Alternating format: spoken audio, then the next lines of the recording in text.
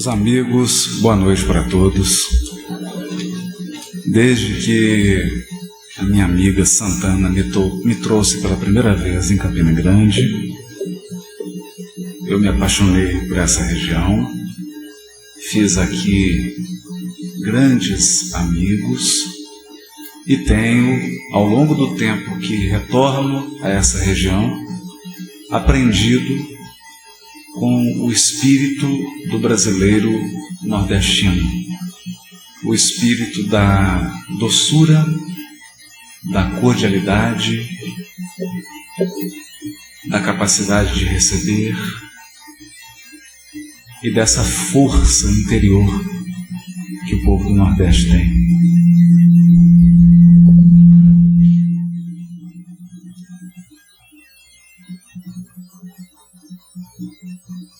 Mas, acima de tudo, da missão que o Nordeste tem de ensinar a simplicidade e a doçura para o restante do Brasil.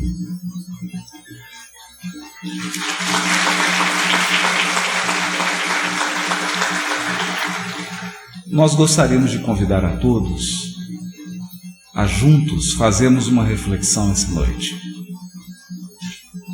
O nosso tema é o tema do encontro. Sermão do Monte, caminho para a felicidade. Mas eu queria convidar a todos inicialmente a refletirmos um pouco sobre a infelicidade e suas causas. Allan Kardec, no livro O Céu e o Inferno, depois de entrevistar vários espíritos de diversas camadas sociais, de distintos níveis intelectuais, espíritos que tiveram vidas muito diferentes uns dos outros, narraram para ele o que encontraram. Deixa eu baixar só um pouquinho o som, tá dando um reverb, só um tiquinho. Narraram para ele o que encontraram na pátria espiritual após a desencarnação. E com base nesses relatos e com a ajuda da espiritualidade superior, sobretudo do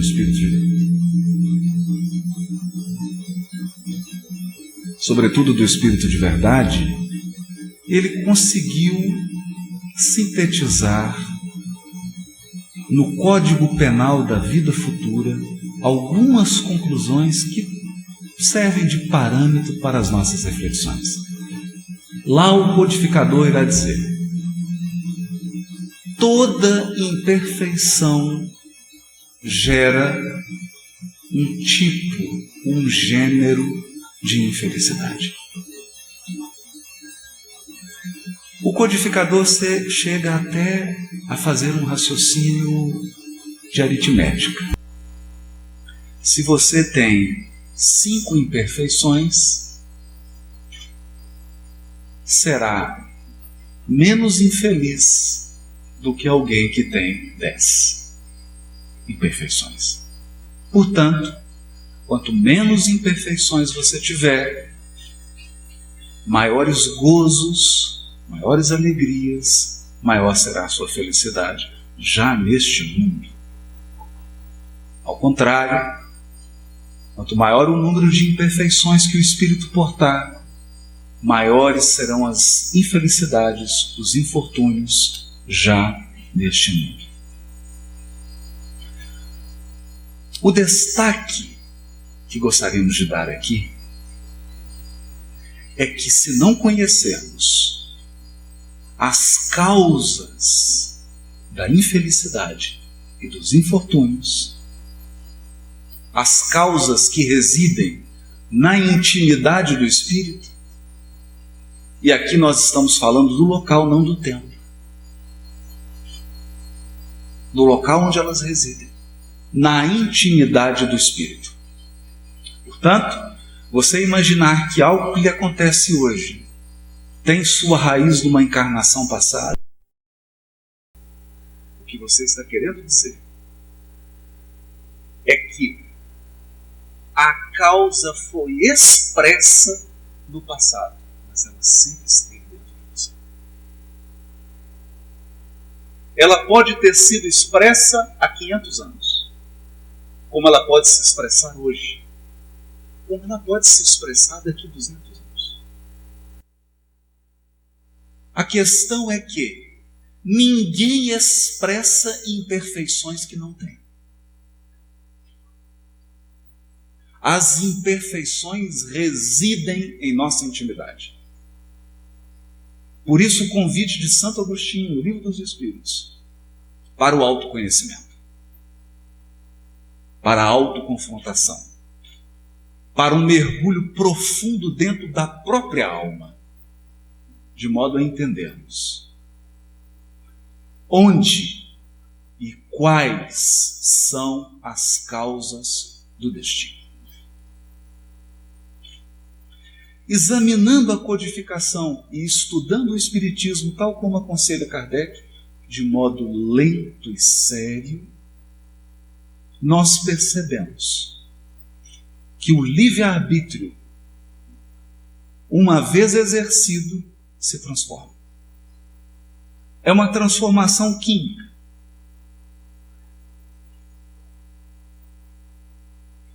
Livre-arbítrio, o poder de escolha no presente é livre-arbítrio.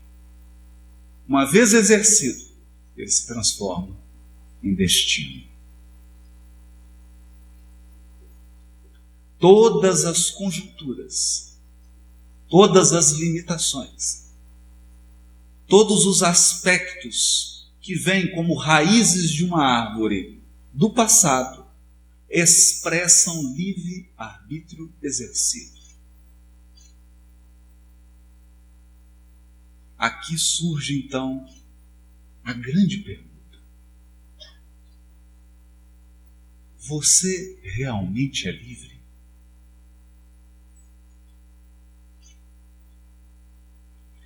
É livre quem faz tudo o que quer? Quem faz tudo o que quer é o maior de todos os servos. É o servo do desejo. E psicologicamente falando, funciona como uma criança espiritual. Porque uma das marcas da liberdade espiritual, uma das grandes marcas da evolução espiritual, é saber dizer não ao próprio desejo. É saber dizer não a si mesmo. É saber se determinar, não pelo que é agradável, apenas. Não pelo que é confortável, apenas. Não pelo que é mais fácil,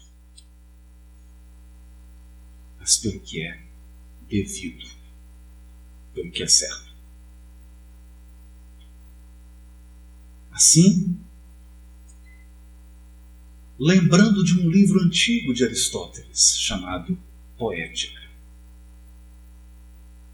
Nesse livro, o grande filósofo grego se permite passear pela literatura, falar da literatura. E logo ele denuncia suas preferências. Aristóteles elege um gênero de literatura, a tragédia grega. E ao examinar a estrutura literária da tragédia grega, Aristóteles conclui que para que exista uma boa tragédia, precisamos de dois componentes. Primeiro, acreditem se quiser. São palavras de Aristóteles. Primeiro, para uma boa tragédia, nós precisamos de um personagem central, de um herói que seja bom. Esse é o primeiro requisito. Porque alguém de natureza essencialmente má, alguém de índole totalmente má, alguém que age com o desejo de prejudicar e de ferir, não produz tragédia, produz crime.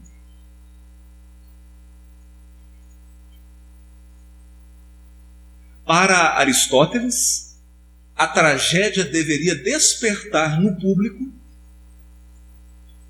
dois sentimentos: compaixão e um medo superlativo. Medo superlativo de acontecer a mesma coisa comigo. Compaixão pelo inusitado do enredo, pela mistura de destino e livre-arbítrio, de determinismo e de escolha, de bem e de mal, se mesclando. E segundo ele, quando o público era envolvido pela compaixão e pelo medo, ele então purificava o sentimento. Acontecia a catarse, a limpeza.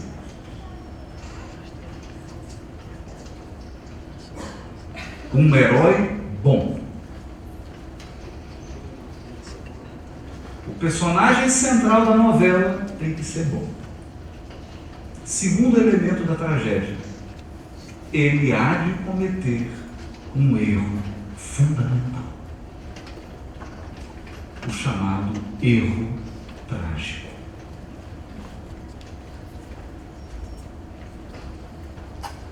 Mais de 1 milhão de litros de tinta foram gastos para tentar explicar em que consiste o erro trágico. E é sobre isso que nós gostaríamos de dizer, de refletir um pouco.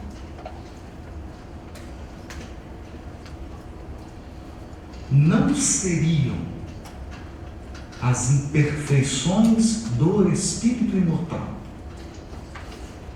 as fontes geradoras dos erros trágicos?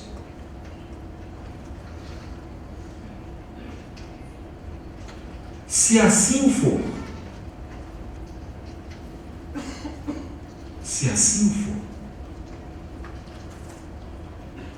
nas suas últimas 20 encarnações, pense nisso, você realmente tem cometido erros diferentes?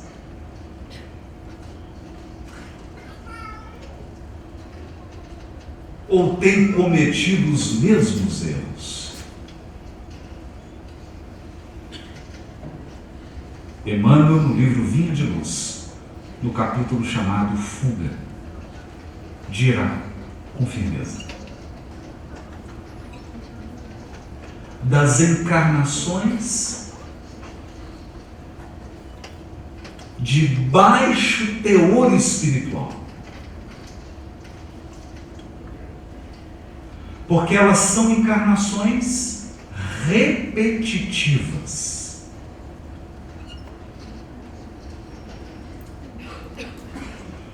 Você resgata para assumir de novo os mesmos erros. Então você paga a dívida entrando no cheque especial.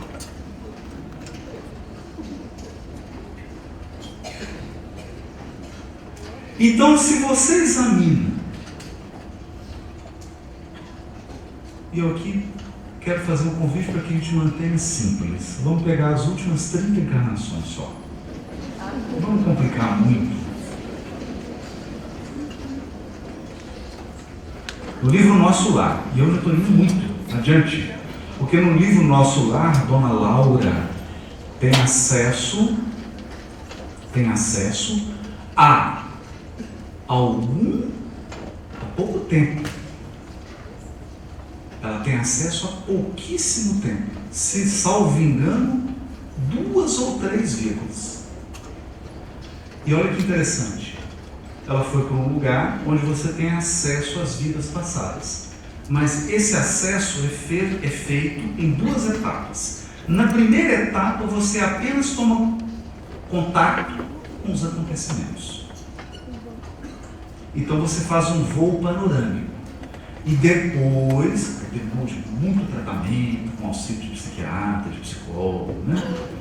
A turma da Associação Médico Espírita do Mundo Espiritual, não a Associação Médico Espírita daqui dos encarnados.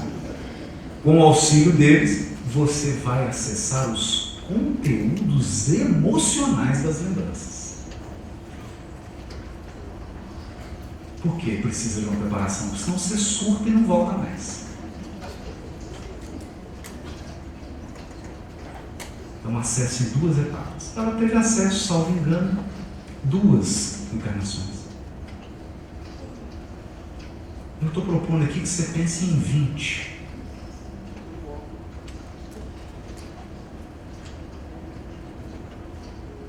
Se abrir, a pessoa fala, mas esse é fulano. Gente, mas está aí nas 20? Está aí nas 20. E mais ou menos qual que é o enredo dele? O enredo é mais ou menos o mesmo, assim, não muda muito. Vocês vão vir, vão encontrar, vai acontecer isso, vai fazer. Uma hora ele faz, outra hora você faz. Aí ela fica revezando. Então, um enredo trágico que se repete. Por quê? Porque a imperfeição interior não foi removida. A questão é que nós podemos estar aqui agora lendo o Sermão do Monte, e depois de ler 1 milhão de vezes e falar sobre ele, fazer palestra de abertura do MIEP, e nenhuma imperfeição foi removida. Então significa que eu vou repetir o mesmo enredo.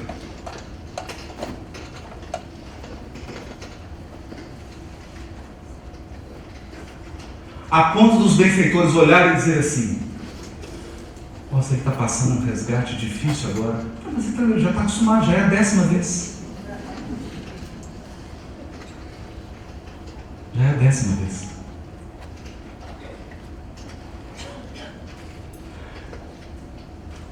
Quando então a história será reescrita?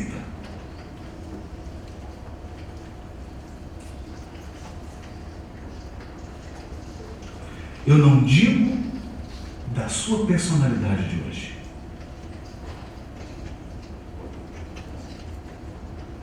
Nesse momento aqui agora. Não importa o nome de família que você tem. Não me importa o cargo que você ocupa. Não me importa a sua renda. Não importa se você está num corpo masculino ou feminino. Nós estamos juntos fazendo uma reflexão de espírito imortal. A pergunta é: quando você vai pegar a caneta e escrever uma história nova?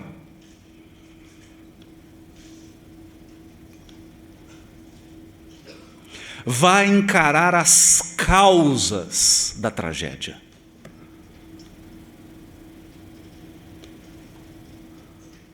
As imperfeições que residem lá no íntimo e que geram acontecimentos e atraem pessoas. Isso mesmo. Os nossos conteúdos psíquicos interiores, eles conformam o mundo exterior.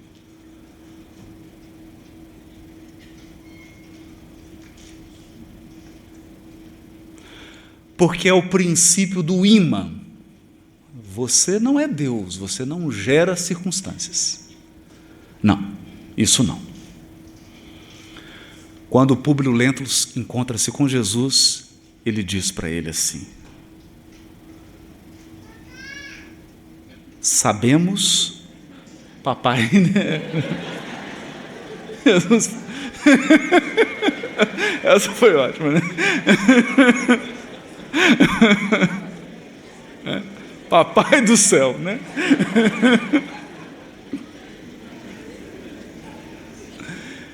Jesus diz a Públio Lentulus: se o desdobramento da vida humana depende das circunstâncias, hás de convir que elas existem de todos os gêneros.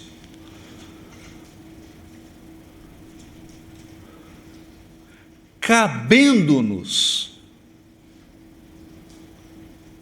aproximar, olha isso, cabendo-nos ou cumprindo-nos aproximar o nosso destino das fontes do amor e da verdade.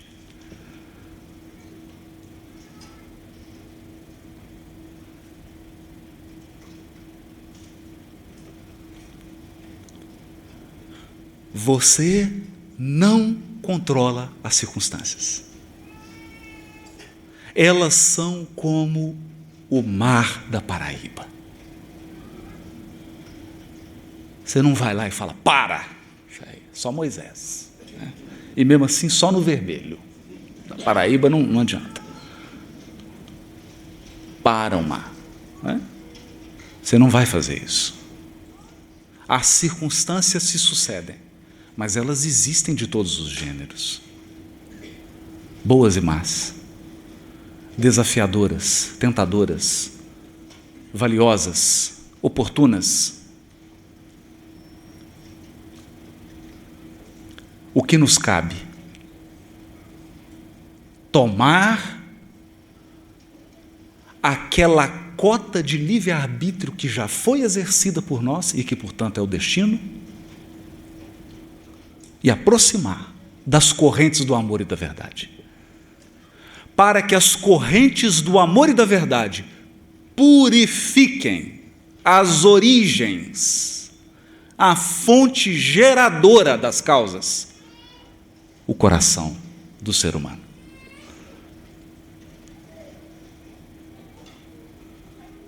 Portanto, sem essa reflexão prévia do que seja infelicidade, porque estamos falando aqui com o auxílio dos paradigmas fornecidos pelo Consolador prometido, a nossa fala sobre felicidade fica artificial.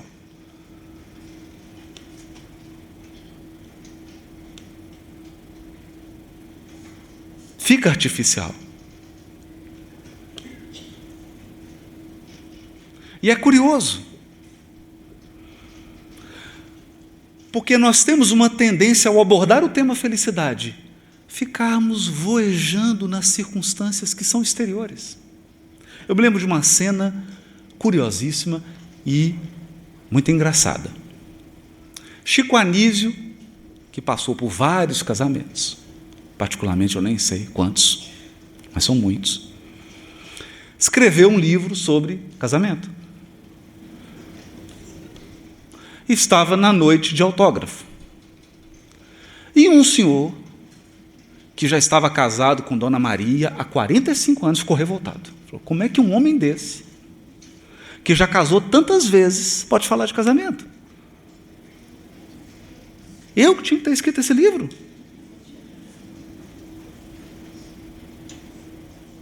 Tem 45 anos de casamento. E foi, comprou o livro, chegou na fila do autógrafo, na frente do Chico Anísio e falou assim, o senhor não tem autoridade para escrever esse livro. Olha a quantidade de casamentos que o senhor já teve. Eu estou com Dona Maria há 45 anos.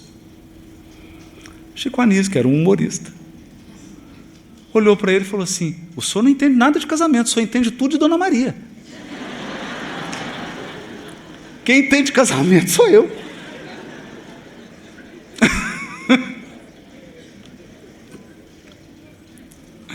Só entendo só da Dona Maria. É? A história é engraçada, mas revela algumas abordagens que nós temos hoje em dia sobre felicidade.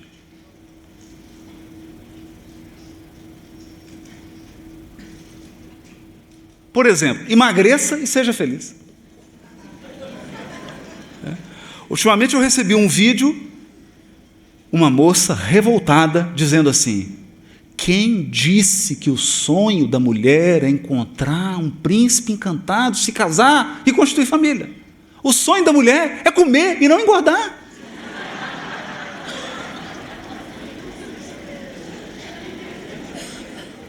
E assim nós temos versões de felicidade que vão passeando por diversas receitas. Mas, incrivelmente, nenhuma delas toca no assunto imperfeições espirituais. Impurezas do espírito. Erros cometidos por pessoas boas, que geram tragédias. Então você trabalha no atendimento espiritual na casa espírita e chega a pessoa, viveu uma tragédia. Aí você olha uma pessoa boa que cometeu um erro, mas é assim mesmo.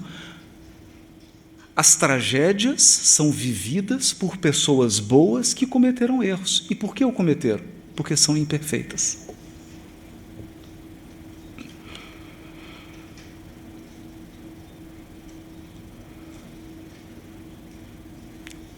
São boas, mas são imperfeitas.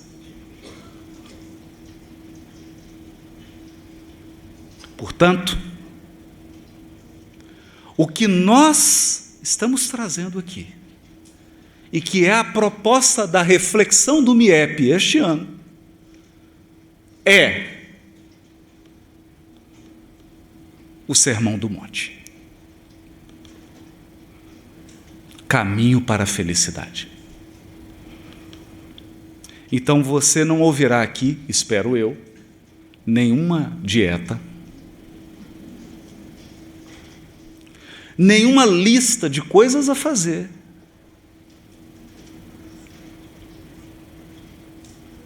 mas ouvirá reflexões sobre alguns paradigmas que têm a ver com limitações interiores que precisam ser superadas. Impurezas espirituais que precisam ser purificadas. Imperfeições que precisam ser corrigidas. E o primeiro ponto, eu vou assumir aqui hoje um risco. Eu não tenho a procuração dele para falar em nome dele. Portanto, como nós estamos entre irmãos e refletindo, eu quero propor um ensaio, como gosta o meu amigo Zé Otávio. Se Jesus fosse resumir o Sermão do Monte,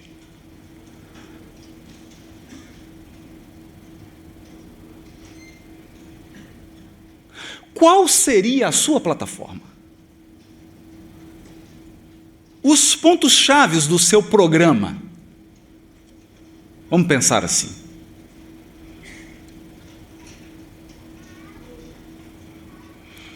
Então, eu escolhi, podia ter escolhido vários. Se o Sérgio estivesse aqui, ele escreveu o livro Sermão do Monte, né? Ele elegeria outros, o Rossando outros, o Frederico outros, meu amigo Severino outros. Cada um teria um olhar, e é por isso que temos vários expositores aqui, para que os olhares sejam somados e nós saiamos daqui enriquecidos. Mas eu quero fazer uma proposta. Primeiro ponto. Primeiro item do caminho para a felicidade está em uma fala de Jesus do Sermão do Monte. A oração que ele ensinou, que começa com Pai Nosso.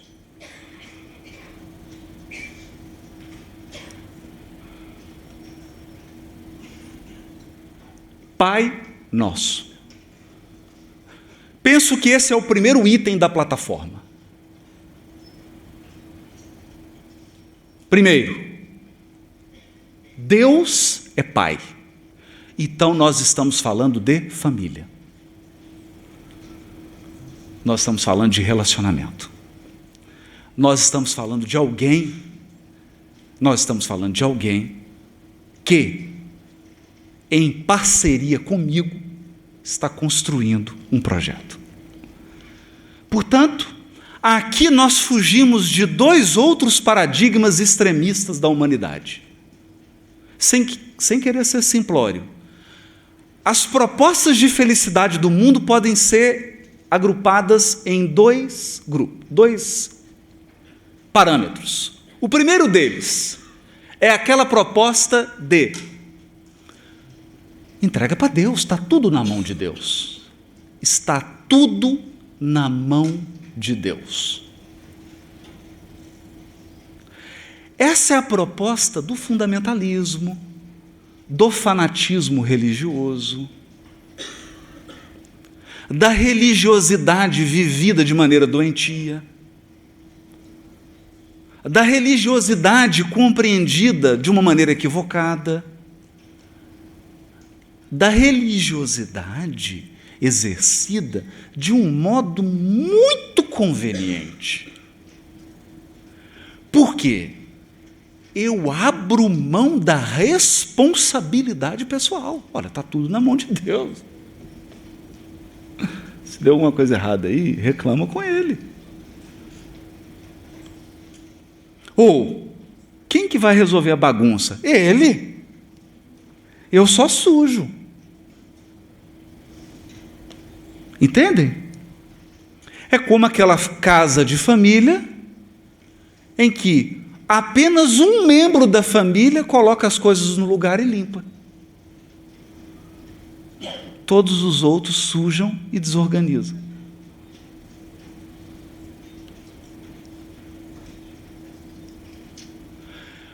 Esse projeto é o projeto que eu, ironicamente, chamaria de caminho da felicidade.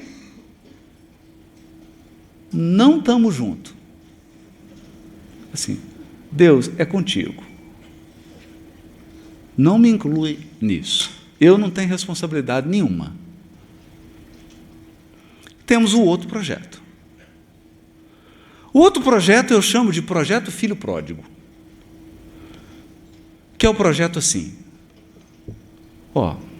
Esse negócio de Deus é bobagem. Eu faço tudo. Eu sou responsável por tudo. Eu tenho que resolver tudo. E se eu não fizer, nada vai acontecer.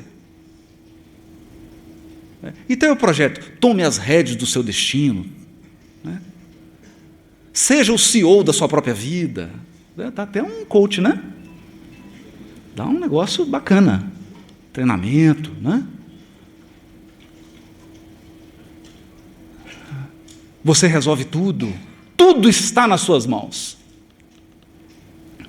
O projeto de Jesus, em todos os aspectos, e uma leitura do Sermão do Monte nos revela isso, é um projeto de equilíbrio. Por isso ele diz assim: se vos disserem que o Cristo está ali, está aqui, não acrediteis. E mais adiante ele dirá: o reino dos céus está no meio de vós. O projeto do Cristo é o projeto do equilíbrio. É o caminho do meio. Esse caminho do meio está definido no Pai Nosso. Pai Nosso. Pai significa que, se nós vamos falar de um projeto de felicidade, precisamos entender uma coisa. Esse é um projeto de parceria. Seu sócio é Deus. Ou se você gosta mais de uma linguagem empresarial, vamos dizer assim, uma linguagem empresarial. Felicidade é a sua empresa. Ela é uma sociedade anônima. Tem 2 sócios. Você e um anônimo. Deus.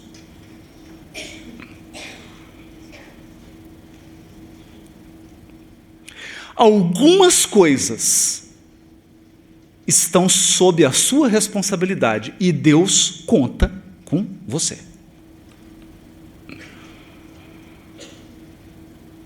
Ele espera de você. Ele deposita esperanças em você. Algumas coisas não estão na sua alçada. Aí você terá que contar com Deus. É um projeto do equilíbrio.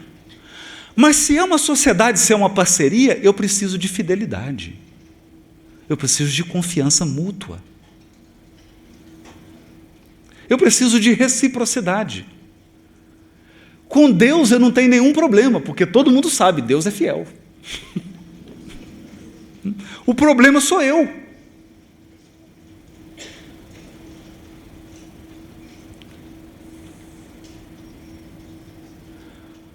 Essa maneira de enxergar a vida e o projeto de felicidade como um projeto familiar é interessante. Porque isso ocorre conosco. Há também uma parceria entre a criança e os pais. Os pais investem, cuidam, protegem, amparam, orientam, mas o filho tem que corresponder. Ele também tem que integrar. Precisa haver uma ação sincronizada entre ambos, para que se obtenha o sucesso. Então esse é um ponto fundamental da plataforma do Cristo. Desconfie dos projetos de felicidade em que Deus não faz parte. Segundo, Ele não é só seu pai. A sua família é um pouquinho maior que você. Eu sei. É muito difícil aceitar isso. Sabe por que é difícil aceitar? Porque nós entramos na encarnação da seguinte maneira: você está no útero, que é um lugar climatizado, com jatinhos de água quente. Você não faz esforço nem para respirar. Você não tem fome, porque a comidinha vem. Eu estou falando de uma gravidez natural, não é? Óbvio. E por incrível que pareça, você não sabe a distinção entre você e sua mãe. Para você, a sua mãe é uma extensão de você mesmo.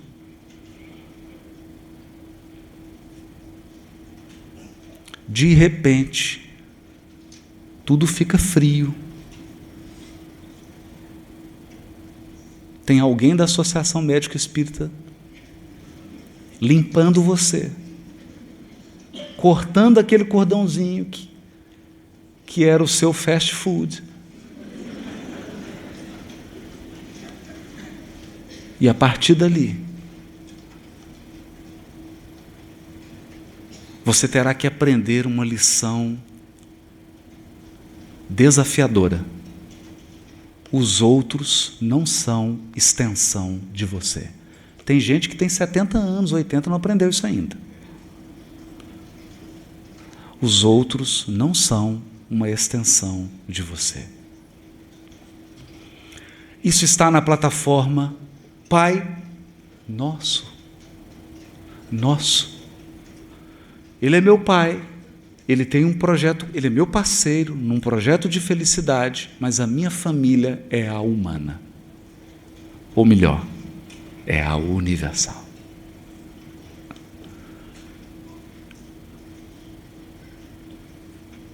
Então não imagine que Deus vai endossar um projeto de felicidade que prejudique os seus irmãos. Mas eu posso tentar construir, posso. Essa hipótese foi levantada por Jesus no Sermão do Monte. Eu posso. Por quê? Porque eu posso tentar construir a felicidade à força, tomando, espoliando, agredindo, invadindo, arrombando, sequestrando, oprimindo. Eu posso. Isso se chama construir sobre a areia. Eu posso. E geralmente quem está nesse projeto acredita que Deus é sócio.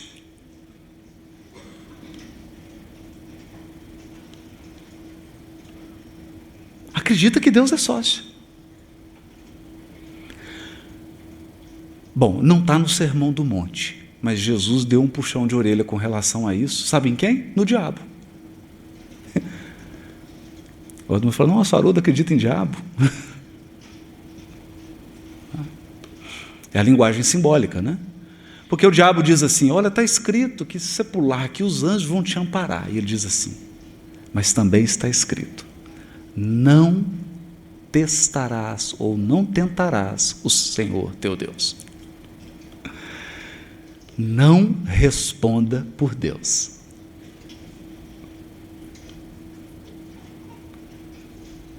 Funciona assim, você faz o projeto e manda para ele. Não responda por ele. Aguarde a resposta. Quem constrói na rocha respeita o tempo da vida, porque o tempo da vida traz a resposta de Deus.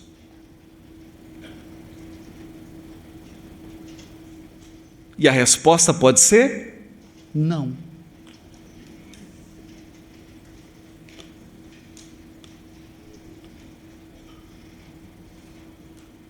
Embora, refletindo um pouquinho mais, mas aí é tema para outro MIEP, geralmente Deus responde assim, agora não. Agora não. Portanto, se você está dormindo aí, perdeu tudo da palestra, vamos fazer um ligeiro resumo. Plataforma de Jesus, caminho da felicidade. Primeiro, Pai. Se Deus não tiver no seu projeto de felicidade, eu desconfio que você está construindo sobre areia. Segundo, se a humanidade não está no seu projeto de felicidade, eu tenho mais medo ainda. Vai ruir. Vai ruir. E como nós conversávamos, né, Zé Otávio? Faz parte do mal a ruína. A ruína é uma característica do mal. Só o bem não entra na ruína. Só o bem permanece. É da essência do mal desestruturar-se, desabar. Pai Nosso. Segundo item da plataforma. Aí é o seguinte, né? Eu sou ousado, mas não sou bobo. Aí eu já fui pedir ajuda para Emmanuel.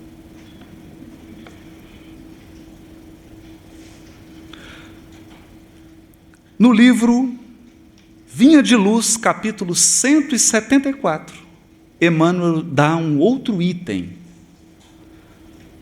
da proposta de Jesus para a felicidade. Está em Mateus, capítulo 1, versículo 21, quando a profecia diz assim, Ele salvará o seu povo dos próprios pecados. Sabe qual o título que Emmanuel deu para essa mensagem?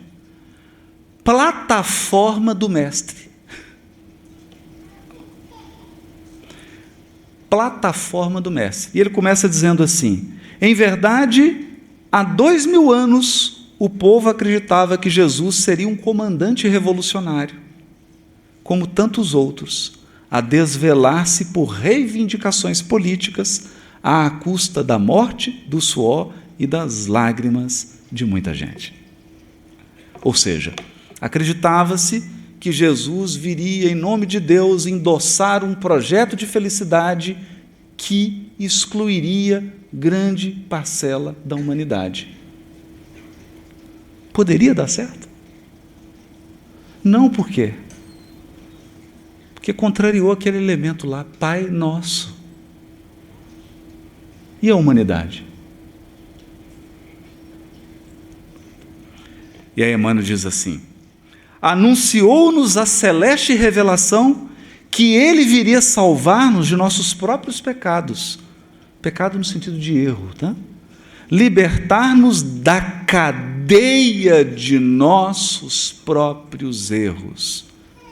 Da cadeia de nossos próprios erros, afastando-nos do egoísmo e do orgulho que ainda legislam para o nosso mundo consciencial.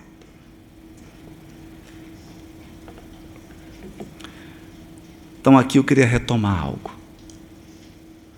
Se nós conseguíssemos, num processo profundo e intenso de iluminação espiritual, ingressarmos num autoconhecimento pleno e fôssemos capazes de identificar todas as nossas imperfeições, ou, ao menos, as mais relevantes, nós veríamos que todas elas são filhas de um pai e de uma mãe.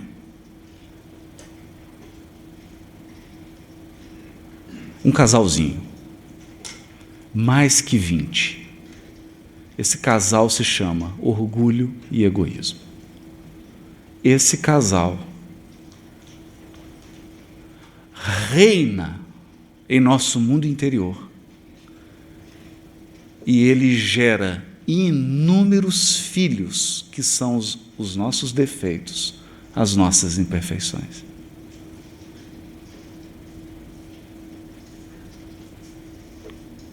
Orgulho e egoísmo. Esse casal, com seus infinitos filhos, nos colocam numa cadeia de erros. O que é cadeia de erros? É aquilo que nós comentávamos. Já tem 20 encarnações, nós estamos girando em círculo. Resgata para contrair mais débito. Contrai mais débito para resgatar. Então, ilude enquanto está encarnado para desiludir quando desencarna. Ilude de novo quando encarna para desiludir quando desencarna. E estão iludindo, desiludindo, iludindo, desiludindo, iludindo. Igual série do Netflix. Vai só mudando. Quando nós examinamos em profundidade, houve crescimento na horizontal. Sempre há. Ampliamos habilidades, conquistamos competências interiores, ampliamos o nosso vocabulário psíquico e emocional, nos fortalecemos, mas não verticalizamos. Não houve genuína ascensão espiritual, mudança de padrão espiritual. Então é mais do mesmo. Mais do mesmo.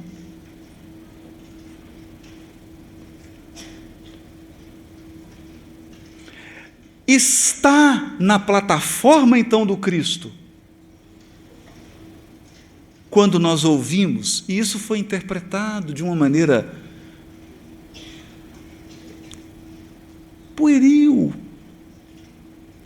Jesus veio nos salvar dos nossos pecados. É isso, ele veio nos libertar dessa cadeia de vícios interiores, vícios internos, que nos colocam num ciclo repetitivo de encarnações. E Emmanuel conclui. Conclui assim: achamos-nos até hoje em simples fase de começo de apostolado evangélico. Cristo libertando o homem das chagas de si mesmo, para que o homem limpo consiga purificar o mundo.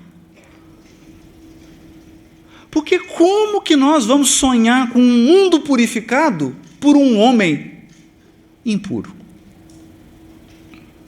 Como que um ser humano impuro purificará o mundo?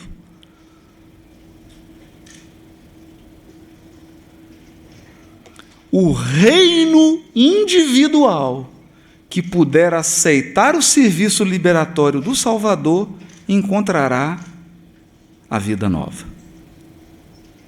O reino individual que aceitar.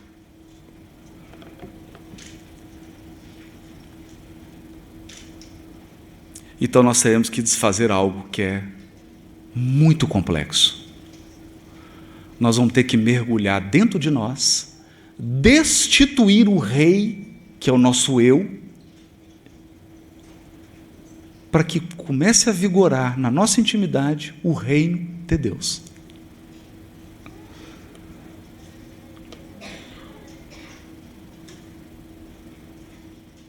Então, para que a gente possa concluir essa reflexão, considerando essas duas plataformas, como se Jesus nos dissesse: eu vou ensinar o caminho da felicidade, mas não há felicidade sem Pai Nosso e sem purificação.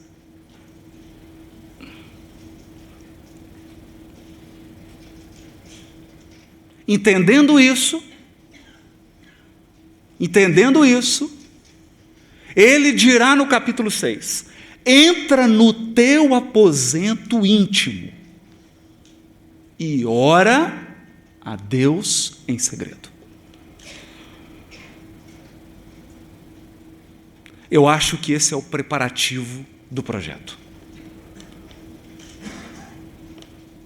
O projeto de felicidade espiritual genuíno começa com essa primeira etapa. Você entrando no teu aposento íntimo e orando em segredo para aquele que vê em segredo.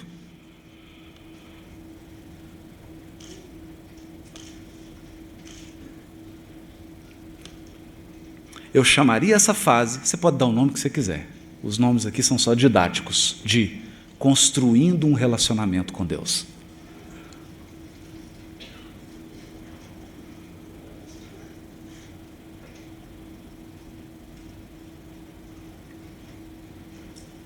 Construindo um relacionamento com Deus.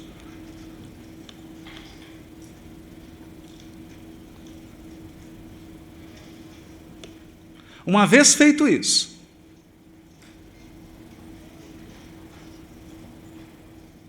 entender a tríade divina, que não é a Santíssima Trindade. A tríade divina é: pedi e obtereis, buscai e encontrareis, batei e abrir-se-vos-á. Pedir, buscar e bater. Pedir, buscar, bater.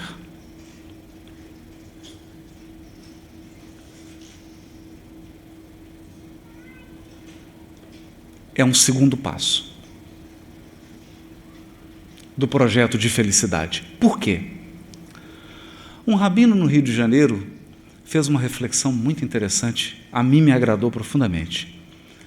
Perguntaram para ele assim: olha, rabino, se a gente pede as coisas para Deus, e o senhor sabe, né? Nem todas se cumprem, nem todas se realizam, né? Então, para que pedir? Ele já sabe tudo mesmo. Deus já sabe tudo. Para que eu vou pedir? Sabe a resposta que ele deu? Ele disse assim: na minha tradição, eu tenho aprendido que nós não oramos, nós não pedimos a Deus para testar a sua sabedoria.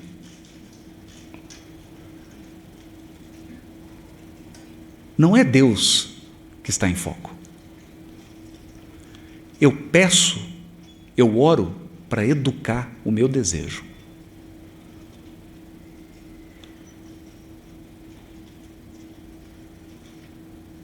Pedir é a educação do desejo. Eu peço a Deus. Se o desejo foi atendido, Se o anseio, desejo, anseio, sonho, pode dar o nome que você quiser, se ele foi atendido, você desejou bem na hora certa. Se você pediu, não foi atendido, de duas uma, você desejou bem na hora errada, ou você desejou mal mesmo.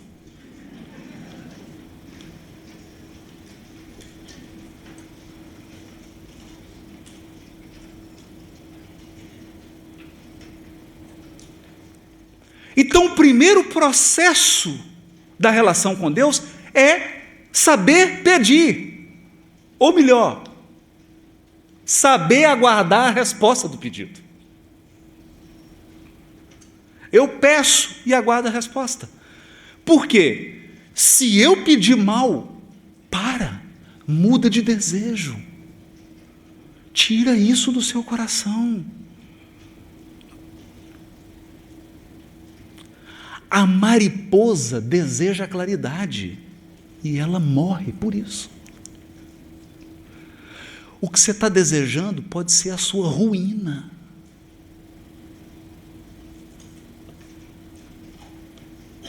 Jesus disse isso. Qual filho que pede pão e o pai lhe dá pedra? Que lhe pede peixe e o pai lhe dá serpente?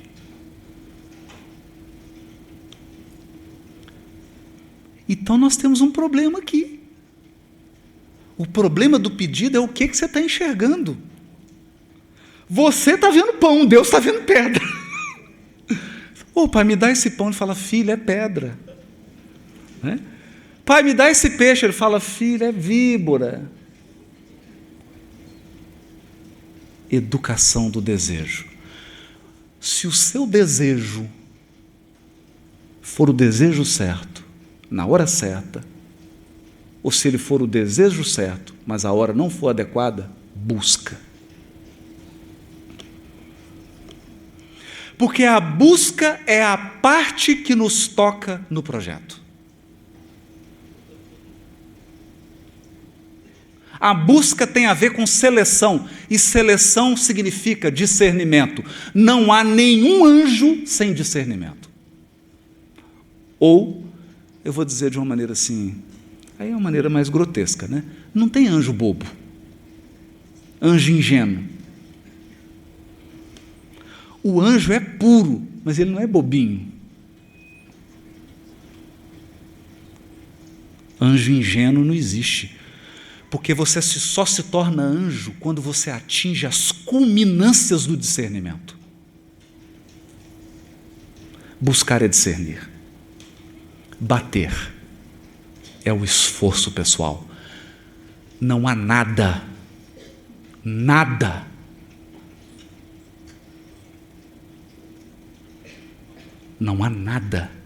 que a felicidade nos traga que não tenha íntima relação com esforço pessoal.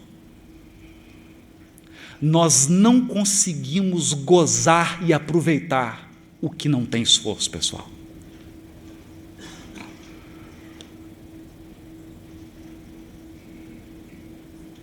Você pode encher sua vida de bens e de coisas, se não teve o seu esforço pessoal, da mesma maneira como você encheu a vida de coisas, você vai encher sua vida de tédio.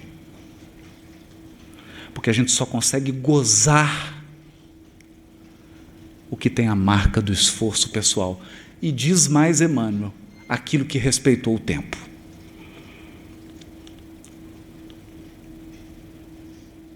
E então, tudo isso que nós falamos até agora é para chegar nos roteiros da felicidade. Bem-aventurados os pobres de espírito. Não há felicidade sem humildade. Capítulo 24 do livro Pensamento e Vida. Não há felicidade sem humildade. Bem-aventurados os mansos. A força consegue tudo na hora, mas não fica com nada. Só mantém só mantém a brandura. Você só mantém aquilo que conquistou com brandura. Porque você vai ter que devolver tudo que tomou a força. Você terá que consertar todas as portas que arrombou. Certa vez, um grande amigo, o escritório dele foi arrombado, roubaram tudo, computador, tudo, quebraram tudo. E ele encontrou com o Chico para a atividade, cabisbaixo, triste. E o Chico falou: o que foi, meu irmão? Ele falou: Chico, aconteceu isso, entraram, roubaram tudo. Ele falou assim, o Chico abraçou ele e falou assim: meu irmão, é tão bom devolver.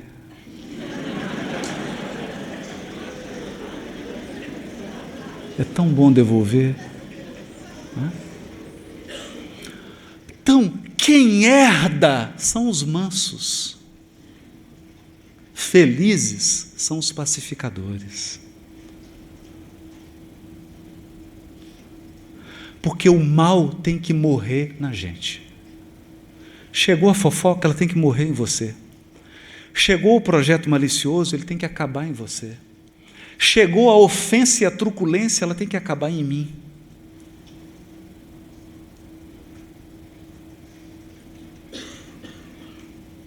Tem que acabar em mim. E aí tem todo o Sermão do Monte, em especial as bem-aventuranças, em que Jesus dá os indicativos do caráter do ser humano feliz. Porque não é possível ser feliz sem construir um caráter sólido. Felicidade nas mãos de um caráter rachado, de um caráter cheio de buracos, é felicidade dos fogos de artifício. É lindo, é Copacabana, é maravilhoso, mas dura 10 minutos. Você quer que o brilho seja para sempre? Felicidade exige um pedestal chamado caráter íntegro. Manso, pacífico, humilde, que sabe sofrer. Sabe sofrer. Porque a felicidade também se esconde nos reveses. Nos momentos de maior dificuldade da nossa vida, nós tomamos contato com uma coisa mais preciosa que existe, que é a generosidade dos que nos amam. Com o acolhimento, com o amor daqueles que nos amam, que estão conosco. E você não conheceria essas luzes se não fossem as dores. E mais, você não se purifica se não passar pelo fogo. Então, felicidade não é ausência de sofrimentos, de aborrecimentos. Não. Felicidade é o lugar que você escolhe para olhar para a vida e para as pessoas. É o lugar que você escolhe para olhar para o mundo, para as pessoas. E é o lugar que você escolhe para agir a partir dele. Por isso que eu queria terminar com a entrevista, que é quase um koan budista, de Chico Xavier. Perguntaram para ele: Chico, como você vê o mundo? Eu falei: eu vejo o mundo como ele é. Ô Chico, e como você vê as pessoas? Eu vejo as pessoas como elas são. E você? Eu continuo mesmo. Muito obrigado.